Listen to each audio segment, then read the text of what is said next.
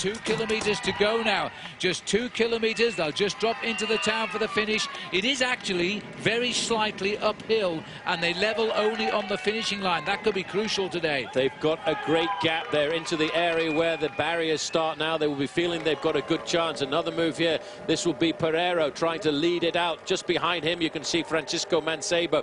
Armstrong has got a couple of teammates up there, but you can see Alexander Vinokourov not too far back. Well, they're also at 2 kilometers now. It is about 22 seconds, they're saying on race radio. 22 seconds. I think that might even be enough here because of the hesitation at 2 kilometers. If these two can't afford to hesitate, they're going to have to race one-on-one when they get to the line. They cannot slow at all. Well, Peter Weening can. He can actually sit on the back wheel of Andreas Klöden because he knows Klöden wants to get the 20-second time bonus.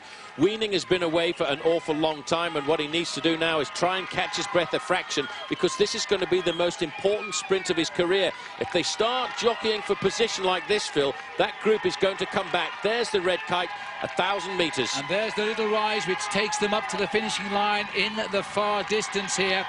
Well, this is a skillful tactic by the rider from Holland. He's learnt an awful lot in just a week in his first Tour de France. He stopped working with the leader. He's going to just wait and take the risk of them catching up. Klöden is racing for time. He's thinking of the future in the Tour de France. Wienen is thinking of about 800 meters in the Tour de France. And that'll be his first ever stage win. And I'll take my hat off to Klöden. He's not made any effort to force the other rider through. No, he knows that what he's got to do is ride for time. It's so important for him this afternoon. He's going to move himself up. It's 30 seconds back to the main group. So it's one of these two riders is going to win the stage. They've got it. Now, Wienen is obviously going to come out of the slipstream. He'll be the fresher of the two. He made the move right at the base of the Col de la Schlucht, and he stayed away until Klöden stole the prize off him 10 meters from the top. And now he's forced the German rider to open up the sprint. He's going to have to wait. Oh, has he got it? Look at the look in his eye. He's got this. He'll move round him at the very last minute. Which side's he going to go?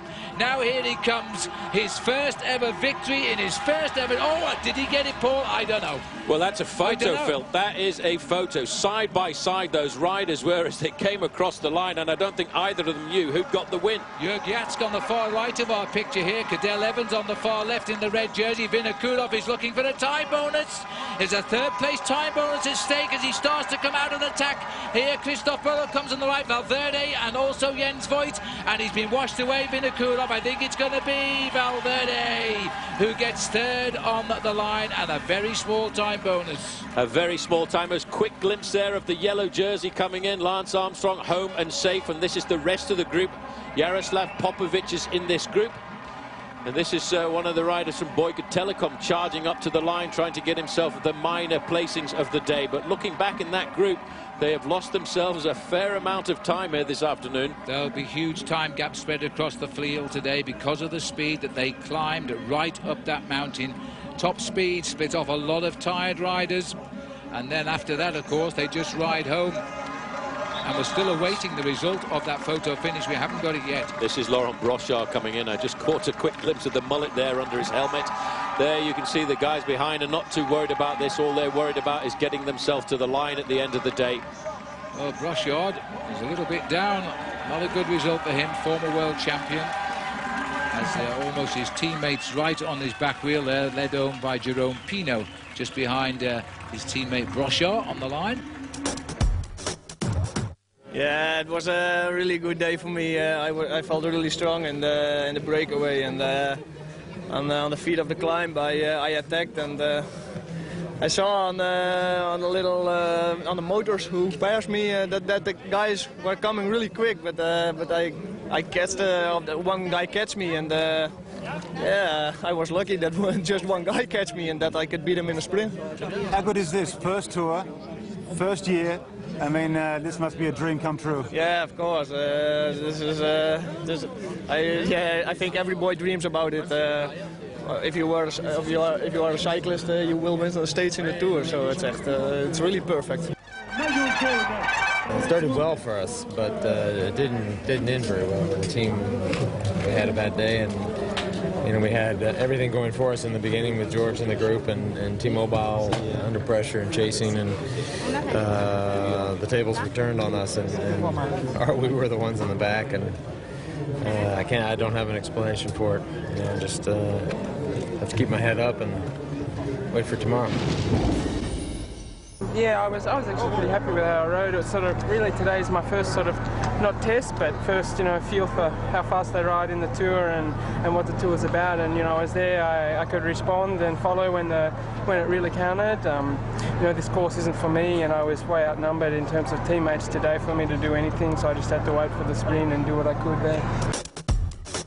What about tomorrow? It's probably a little bit tougher. That's how you like it. Yeah, that's right. And everyone's pretty tired now. 3 really hard days. 200, 230, 230. So we've got a few Ks in the legs, but I'm still feeling good. And tomorrow's going to be another good test, and then a well-earned rest day. So the first real test of the Tour de France, it showed us that Lance Armstrong is physically very, very strong, and so are his challengers, Alexander Vinokourov and Andreas Klöden, up there where they belong. Also, the Aussie flag will be flying high because Bradley McGee, Cadel Evans and Michael Rogers also made an impression.